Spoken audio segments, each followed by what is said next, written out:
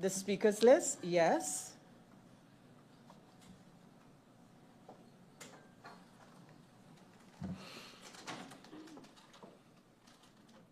MP Lewis, you have the floor.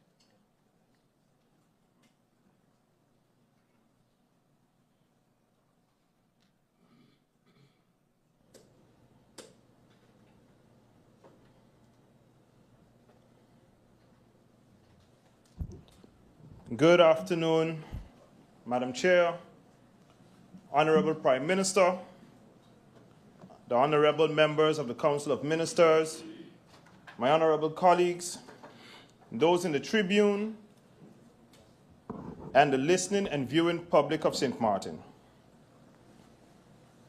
Questions for the Prime Minister and the Minister of General Affairs, through you, Madam Chair.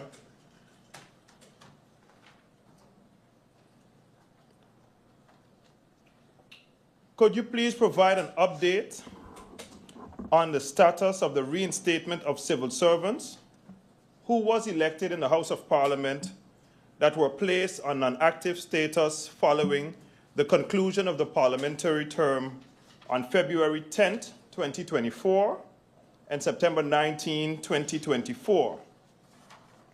As stipulated in Article 2.3 of the Bijzonder section under onbetaald verlof, failure to comply with the obligations outlined in the decision is considered a unilateral breach of employment relationship which may result in dismissal under Article 101 of the LMR.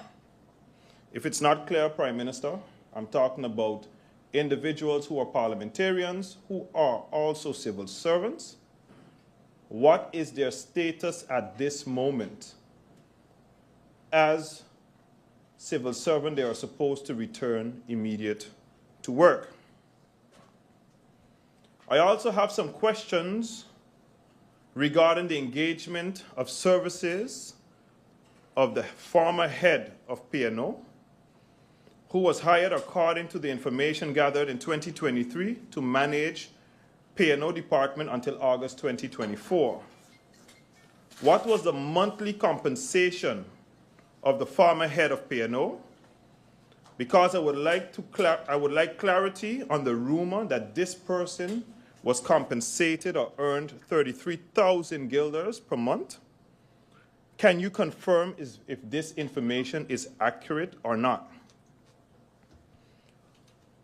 What was this person hired to do? And what goals did they achieve during their term with government? Why was there no budget to recruit much needed staff, but there was funding to hire a consultant with reportedly limited contributions to the organization? Besides the salary of the individual, did they receive other benefits like flights, car rental, hotel, or housing accommodations? How many hours per month was this person in question contracted to work? Where did the budget for this type of consultancy came from? And how was it compensated within the organization's overall financial framework? What was the rationale behind hiring such an exorbitantly priced consultant to manage the P&O department?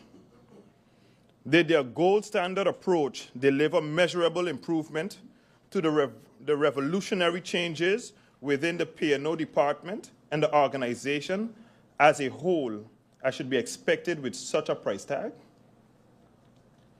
Was their project timeline or plan outlining the task and deliverables? If so, could you share this timeline?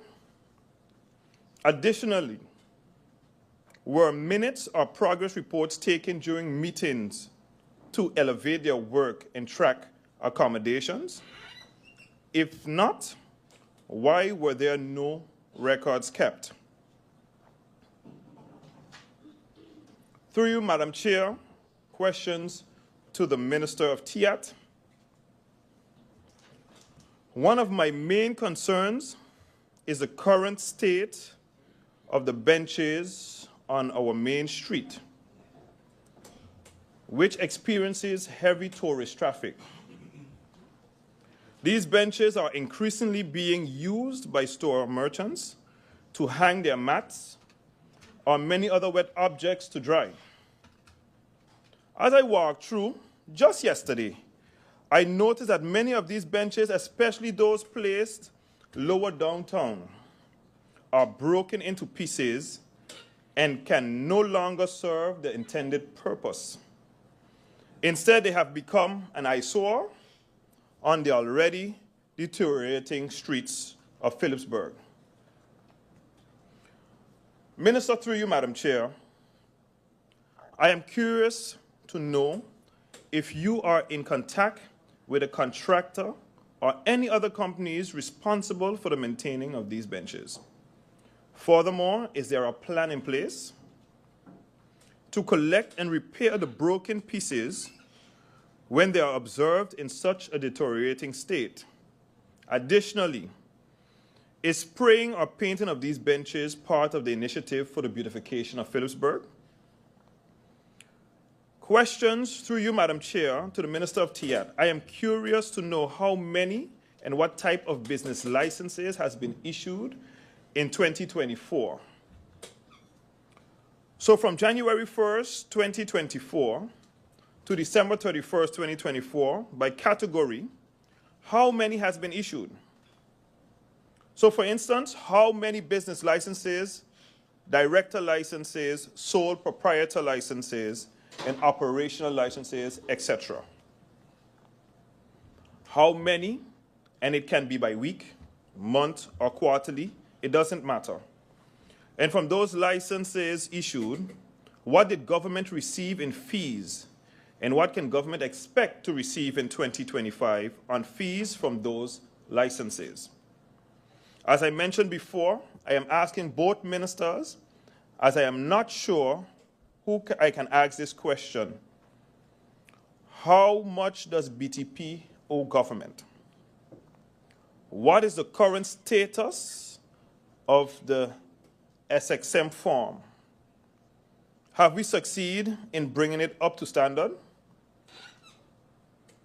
Many individuals, particularly tourists, still seem uncertain about its requirement, and it is unclear whether the form is mandatory. What is the government's role and the financial responsibility regarding the management and the maintenance of this platform?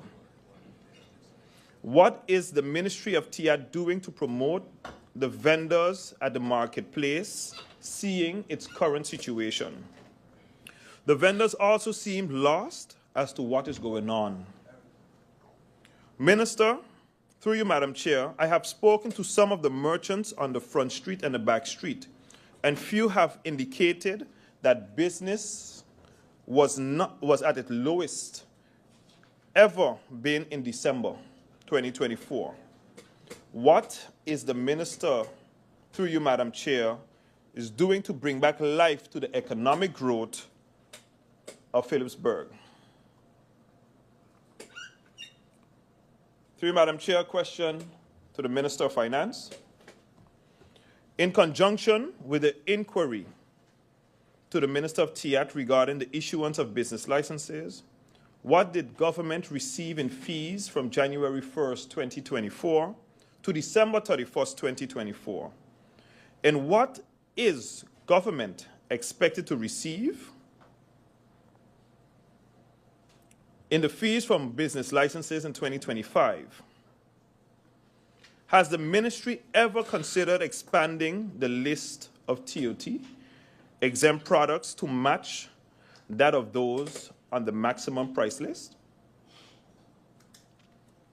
Through you, Madam Chair, questions to the Minister of Rummy.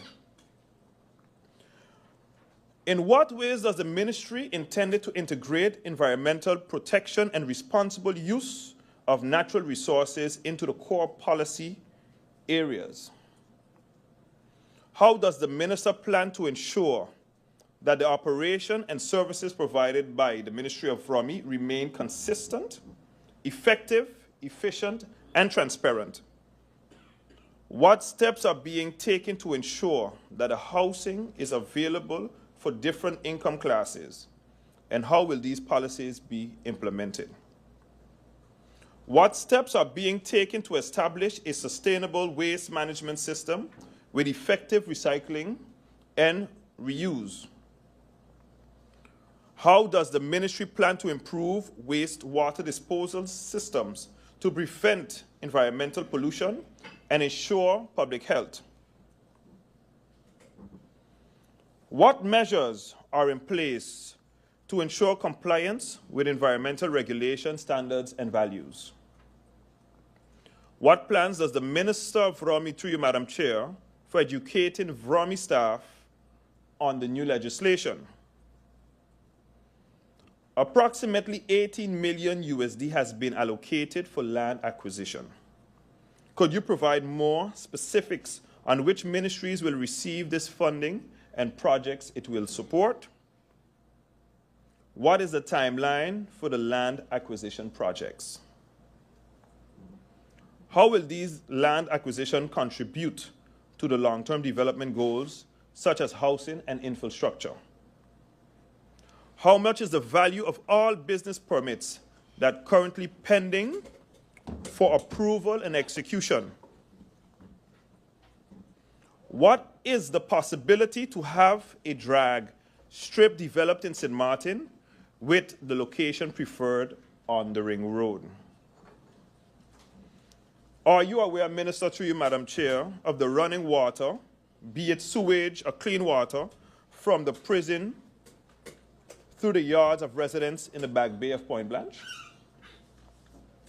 What steps will be taken to remedy the garbage situation plaguing our beautiful country? What solutions is being put in place for the landfill known as our dump? Are we really looking into waste to energy, seeing the mountain that is growing? As we know that mountain did not erect by itself, as that was our beautiful salt pond. Questions to the Minister of Public Health, Social Development and Labor. Through you, Madam Chair, what progress has been made in certifying ambulance personnel according to the CZO standards? When will the automated priority dispatch system be fully implemented, and how will it improve the emergency response? What is the current status of the new strategic personnel and formation plans for the ambulance services? Can the Minister explain how the ministry is working to meet international healthcare standards, such as those set by the PAHO and the CARFA? What is the timeline for setting up the port health structure, and how will it enhance public health services? How is the ministry preparing for disaster resilience, and what were the outcomes of recent ESF 6 disaster exercises? What are the ministry's plans to improve inspection for health, pharmaceuticals, and wholesale services? What steps are being taken to ensure the timely renewal of memberships with international health organizations like PAHO, the CARFA, and the DCHA? Can the Minister provide an update on the social mapping activities in St. Peter's? What are the ministry's plans for evaluating the effectiveness of workshops on financial budgeting and self-esteem? What has been the outcome of the previous ESF 7 disaster exercise, and how will future exercises improve disaster resilience? How will the disaster risk reduction, training, and shelter management program benefit civil servants and volunteers? What criteria are used to prioritize beneficiaries for the housing repair and temporary shelter programs? Minister Brugge, through you, Madam Chair, can you provide an update on the government's current initiatives aimed in improving the quality of life for the senior citizens of St. Maarten? Are there any new or existing social support programs specifically designed to assist elderly citizens in the need of financial or social assistance? If so, could you elaborate on their effectiveness? Can you update the Parliament on the availability and conditions of retirement homes or elderly care facilities on the island? Are there plans to expand these services to meet the growing demand? Given the rising cost of living in St. Maarten, what measures are being taken to ensure that seniors can afford adequate housing, particularly those that are living off of their pension? What efforts are being made to encourage senior citizens' participation in community activities and ensure that they remain actively engaged in social life? On our overall financial standard of senior citizens, what is the ministry's plan to give a living wage to senior citizens based on a plafond?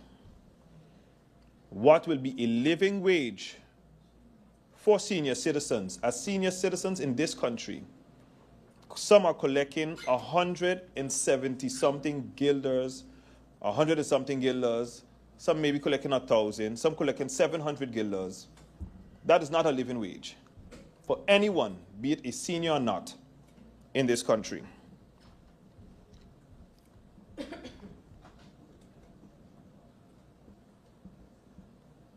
Through you, Madam Chair, I have questions for the Minister of Justice.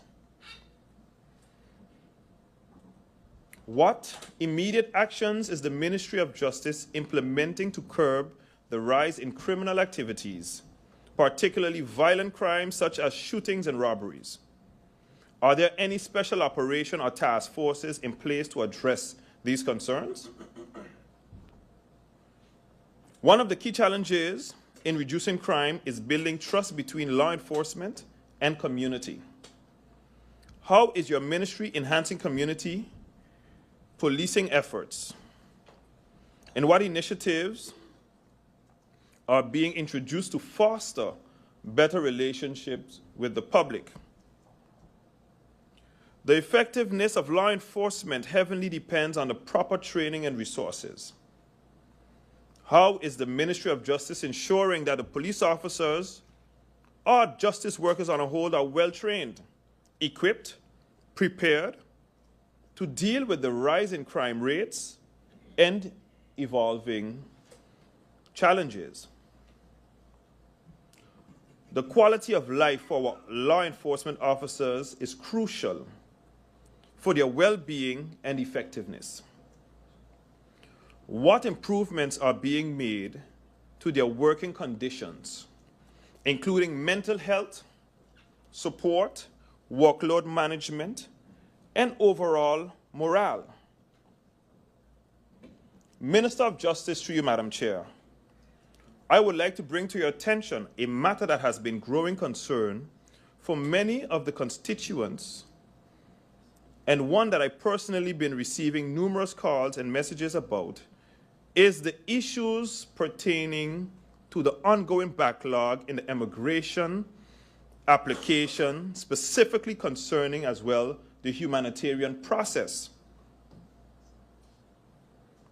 Many applicants who have gone through their interviews during my tenure as Minister of Justice and have received positive outcomes are still waiting for an update on their status. This delay has created uncertainty and frustration among those who have been waiting for what seems like an indefinite period. Despite meeting all the necessary requirements, Minister of Justice, we have laws and regulations in this country. The turnaround time for applicants at the Immigration Office is within 4 months. I do understand the understaffing, but there was a shift after I left where I saw a memo of certain people that were shifted and put into positions in order to make this thing better. You are in office now for more than a month, and these civil servants are not working. Particularly the first one on that list. I will not call the name, but you can review that memo. That person asked me to place them in that position. But when they were working, I did not see any effective working habits or ethics to push these applications while they were in the position that they were in. And today, after I saw the sabotage against the people of this country, be it illegal or legal, or those that have recurrent applications are being turned down. Minister, we are here talking about the budget of this country, and St. Maarten needs to know where the money is going to come from. These monies can come from those applications. The Justice Ministry can be a very lucrative ministry and not a liability on the people of this country. I am begging that you sort out your work, sort out these individuals that are undermining this ministry and stopping it from making the money that it needs. Because the same 44 point something million that is needed to pay the justice workers does not come forth in this budget. And I'm saying the burden is going to come from where? I am seeing that in the Netherlands, we are saying we want to swap this, we want to swap that, but what is going on with the payment for the justice workers? How we as government officials, as parliament, as government is taking it serious on paying out these justice workers. Every time a government change, there is always a setback. There's always a setback in the case that a new minister has to review policies, have to understand the policies, and have to see where we're going to get this money from. I am saying today, there are many things within the immigration department that is being halted, that mandate and power is given to certain civil servants that are holding back the people's life in this country. Applications in no way can be from 2022 and 2023. People are still waiting an answer on their application. And that you have individuals who does not understand their role is to advise a minister, not decide on behalf of a minister. Because today I still have to deal as a representative of this country, take calls at all type of hours and hear people crying about their status in this country because they are not getting an answer from the Minister of Justice, and particularly the individuals that are put in place to handle these, to alleviate that. A new minister, through you, Madam Chair, are doing what they want in office. It is criminal, not only to the people of this country, but to our economy. And this is the right platform that I say this because we are elaborating on the budget of St. Maarten. So through you, Madam Chair, Minister, you have some homework to do. Like I said, we can sit and we can discuss this situation because certain people that are being promoted and put in positions should not be there as they are holding back the people in this country. And the lucrativeness that can come from within the department is put on an absolute hold because of certain grievances. Minister, I ask you to hold your last sentence there a moment as I see, as I get an indication that interruption is being requested by MP Roseburg. MP Roseburg, you may proceed with your interruption. Thank you, Madam Chair. Seeing the different questions that are being brought forward by my colleague MP, I want to, through you, Madam Chair, inform the Minister that in regards to several of those questions, and then specifically the community policing and the community project in regards to safety, there is currently a policy for a few weeks months on the desk of the Ministry of Justice. So I would like to ask the Minister of Justice to take a look at that policy that is tackling in regards to the community safety on St. Maarten. So that policy through Parliament has been submitted by myself. That's all. Thank you, MP Roseberg, for your comment via the interruption possibility, and I now invite the the Member of Parliament, MP Lewis, to continue. MP Lewis. So the situation has now reached to a point where it's becoming increasingly devastating for these individuals and their lives, who are left in limbo without any clear timeline or indication when these applications will be processed and resolved. Minister, could you explain the root causes of the current backlog in the immigration applications, particularly, as I said, with the humanitarian process, and why applicants who have received positive outcomes are still awaiting an update on their status? What measures is your administration taking to ensure that applicants who have undergone their interview and received a positive outcome are promptly updated on their status? And can you provide an estimated timeline for when they will receive final decisions? Can you elaborate on the system currently in place to handle immigration applications and how it is designed to address the current backlog to expedite the processing of applications, especially for those in the humanitarian queue? What specific steps is your ministry taking to clear the existing backlog of the immigration applications, and are there any additional resources or personnel being allocated to speed up this process? How does your administration plan to improve, through you, Madam Chair, the communication with the applicants regarding their status, particularly those who have been waiting for extended periods? Will there be more transparency in the process to keep applicants informed? What support systems are being put in place for applicants and their families who are facing hardships due to the prolonged wait lines? And are there any interim measures to address their need while they await final decisions?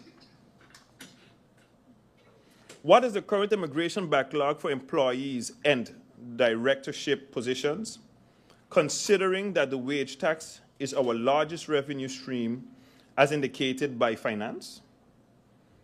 How are we coordinating with VSR, the Labor Department, to prioritize immigration cases that has significantly contributed to the wage tax revenue and address labor market deficits? Additionally, what measures are being taken to align with the labor market needs and effectively tackle skill shortages? Minister, I would like to go back on a topic with the back pay of the justice workers. I find that should be one of our priorities on a whole for the Council of Ministers, as it has to be discussed in the Council of Ministers. We don't have time to pay the justice workers anymore over a period of time. In saying so, I know of 2 instances where 2 police classes, for example, an agreement was made that they will receive a tranche every year on a particular month at a particular time. However, those times reached, and those individuals have to be knocking on the door over and over for their monies. The security, the safety and security of this country should be our greatest priority. If we can find how the Netherlands can assist us in paying off all other debts, it should be a discussion that 44-point-something million guilders be amended in this budget or in the 2025 budget to pay the justice workers. It is important and it is imperative that it gets done.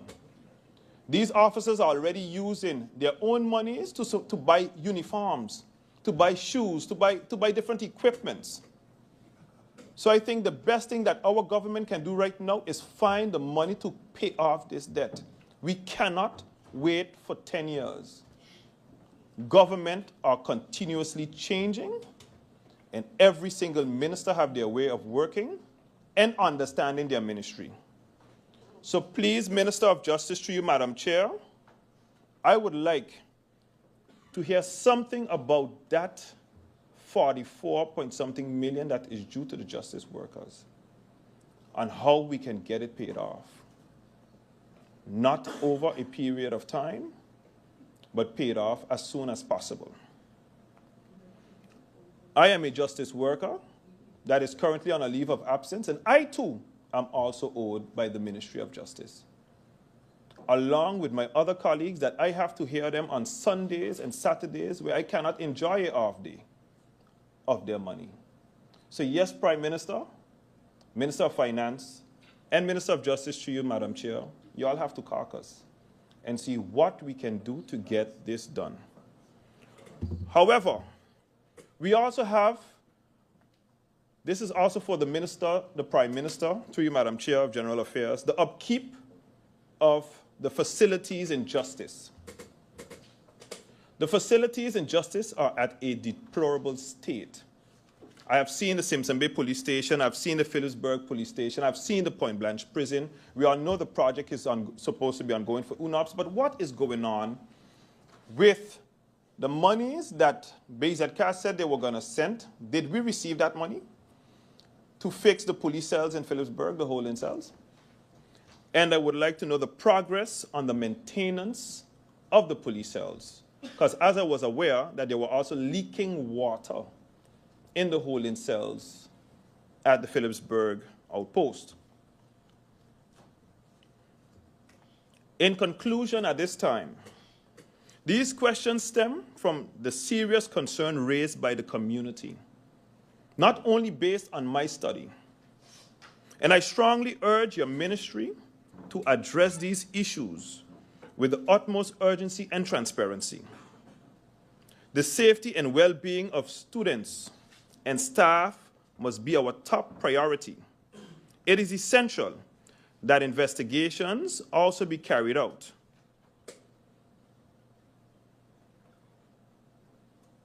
In every possible way. But before concluding, I still have some questions for the Minister of Education. Through you, Madam Chair.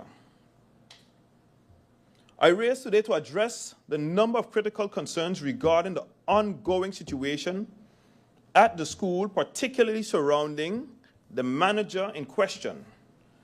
And this is at Puya, the Prince William Alexander School. As we all know, education is a fundamental pillar of our society. And the well-being of our students must always be at the forefront of any investigation or decision-making process. I have received multiple reports and concerns from parents, teachers, and staff members at school, and I feel it is necessary to raise these questions on behalf of those who are directly affected. These concerns not only affect the morale of the staff, but also the safety and well-being of the students under the care of the manager in question. Through you, Madam Chair, I've also saw some statements and reports from the current Minister of Education, Culture, Youth and Sports that basically stated that nothing was done with the Ministry of Education for the past 4 years and 6 months. As the former acting Minister of Education, Culture, Youth and Sports, that statement touched me. Because the current Minister of Education is my successor.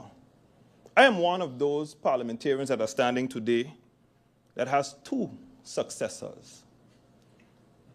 And I would like no one to disrespect the work that I have done and put in for those hard 6 to 7 months. But the situation as PWAS has my attention, and it always did. Because the individual, when I came into office, I tackled the situation at once. I sat with the individuals at once. I sat with unions at once. How is it possible? Because we are talking about not only the lives of our children, but also the St Maarteners that went away and studied and came back to our country in order to work for their people, to contribute back to our people. And as an individual that knows about victimization in the management of PWAS is on a whole other level. And I want the minister to you, Madam Chair, to understand that a priority in initiating an investigation is very important, as it destroys individuals over and over, and especially young individuals that are just in their 30s, young 30s. We all who all knows about this situation at PWAS knows about the nepotism of the minister before me and the school manager. And therefore it continued, and this minister addressed it because of the family relations between the former minister before me and the manager of PWAS. It was important to hear the perspective to me before inquiring on the investigation. As a former detective, I would say, when you're going to investigate a matter, you have to hear the individuals in question before making a decision. And that's what I did. I heard individuals, and as a minister, as a leader, it is imperative that we make decisions, and also just decisions on the part of individuals, and not try to disrespect in any other form a predecessor. Considering that we are already in the second week of January, when exactly will the investigation into these allegations commence? It is important for both staff and parents to know when this matter will be addressed. Why was the individual never called in to be questioned after receiving accusations from their colleagues? Should a proper investigation involve questioning all relevant parties as soon as possible? Why was the accusation report never given to the manager, especially since the allegations were directly related to them? How can an investigation proceed without the accused being properly informed and the accusations against them? Why weren't the teacher, assistant who made the accusation against the manager called in by the Department of Public Education for an investigation? It is important to verify these claims in order to ensure an objective and thorough investigation. How is that students, all 63 students of them at the school, have never complained about being mistreated by the manager? Is it not concerning that no students have come forward to report such behavior? Minister, through you, Madam Chair, being close to the students generally means fostering a positive relationship where students feel comfortable communicating with their teacher or manager. How does a manager closeness with the students suddenly translate into accusations of abuse? Shouldn't we question the sudden shift in these allegations? In saying so, the interim manager, the former interim manager, as the decision was retracted by the previous acting Minister of Education, says one thing. Someone is working in a position for over 2 years, and all of a sudden, situations are being arisen about one's character, one's behavior. When was these accusations take place? Was it during the whole 2 years? Or just as the recent former minister, being my person, took office? That was addressed and handled. When someone comes to a minister or anybody because a report was written by the White and Yellow Cross, which I have also taken note of the White and Yellow Cross. And my question would be, why was the White and Yellow Cross, through you, Madam Chair, why were they part of this investigation? Why did the White and Yellow Cross had anything to write about the situation at the PWAS? Because I have also investigated that the White and Yellow Cross has a board. The White and Yellow Cross has a board. And one of the members on the board of the White and Yellow Cross is directly related to the current Minister of Education, Culture, Youth and Sport. So it queries my judgment. Is it an investigation or is it victimization? MP Lewis, just one moment, please, as I take note of the request for an interruption by MP Peterson, to whom I now give the floor for an interruption. Thank you so much, Madam Chair. I believe that the Speaker is referring to the father of a sitting minister, and I would request the Speaker to refrain from referring to persons that are not here to defend themselves. That will be all for me, Madam Chair. Thank you. Thank you, MP Peterson, for your interruption, and I now invite the MP Lewis, to continue. Again, Minister, I was very clear with every single question, also to the questions posed to the Prime Minister, Minister of General Affairs, which I clearly never mentioned anyone's name. But however, the MP now choose to stand up and interrupt and let everyone knows in this country who I'm actually speaking about. Again, my question to the Minister of Education, Culture, Youth and Sports, someone that has years of experience in investigation, does not make abrupt decisions. Especially when I just stated a crucial letter came in from the White and Yellow Cross, and I question that documentation as directly affiliation with the current Minister of Education. In concluding these questions, concerns raised by the community, and as a representative in this country, I will make my statements clear and blunt, be it part of a coalition or be it in opposition. It is important that the truth be told on this floor of Parliament. It is important to query these things, as it also has financial implications for the individual. I need to know what is going on within each portfolio within our government, because it's 15 of us inside of here that represents everyone in this country. With that, I conclude my statements, Madam Chair, and thank you for the opportunity. Thank you, MP Lewis. And now I believe I have reached, no, I have not reached the end of my speakers list.